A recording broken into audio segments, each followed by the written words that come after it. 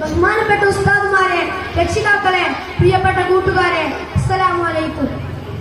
നബി സല്ലല്ലാഹു അലൈഹി വസല്ലമയുടെ ജന്മദിനം ആഘോഷിക്കുന്ന ഈ വേളയിൽ ഇങ്ങനെയൊരു വേദി തന്ന എന്റെ അല്ലാഹുവിനെ ഞാൻ ആദ്യം സ്തുതിക്കുന്നു.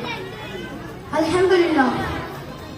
1400 സംവത്സരങ്ങൾക്കപ്പുറം മദീനയിലെ മണൽ പരമ്പിലെ പഞ്ചാരമണലിലെ പ്രകമ്പനം കൊള്ളിച്ച് പരിവർത്തനത്തിന്റെ പടക്കത്തൊലി മുഴക്കി പുണ്യ ഹബീബ് മുസ്തഫ സല്ലല്ലാഹു അലൈഹി വസല്ലമ കൊണ്ടുവന്ന ആശയ സംഹിതയ്ക്ക് പ്രശംസയേറുന്നത്.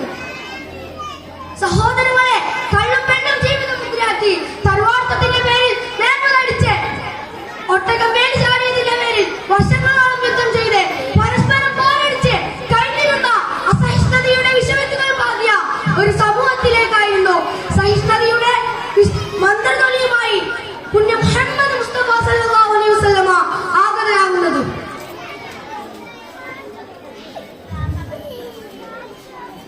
കൊടിയുടെ നിറം നോക്കി ദുരിതാശ്വാസ പ്രവർത്തനം നടത്തുന്ന ചതിചതിയുടെ നീരാളിപ്പിടുത്തത്തിൽ അമർന്ന സവർണ കമ്പയോഗം നടത്തും പാഠമാവേണ്ടത്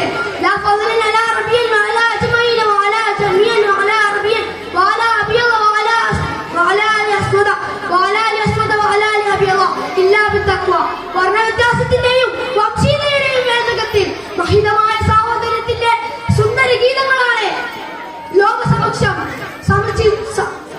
ലോകസമക്ഷം സമർപ്പിച്ച പ്രവാചകരുടെ ഈ സുന്ദര വാക്കുകൾ.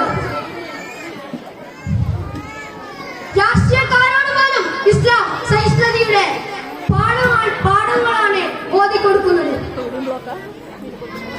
1000 രൂപ 800 ഉണ്ടെങ്കിലും ആരെയും കൊല്ലാം രാമനാരായണ എന്ന അഭിനവ രാഷ്ട്രീയ ധർമ്മ നഷ്ടപ്പെട്ട മുദ്രാവാക്യത്തിൽ രാഷ്ട്രീയ ഇടനാഴിയിലെ കിമ്പള കൊമ്പക്കാളങ്ങളുടെയും സർവ വെടിക്കെട്ടുകളെയും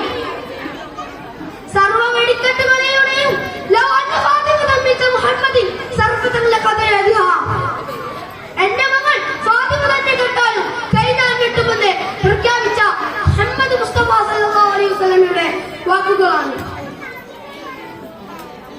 തൗഹീദിന്റെ അമര ശബ്ദം പാലിലാകെ മുഴക്കിയതിന്റെ പേരിൽ സ്വന്തം വീടും നാടും വിട്ടു പോവേണ്ടി വന്നിട്ടോ സ്വന്തം നാട്ടുകാർ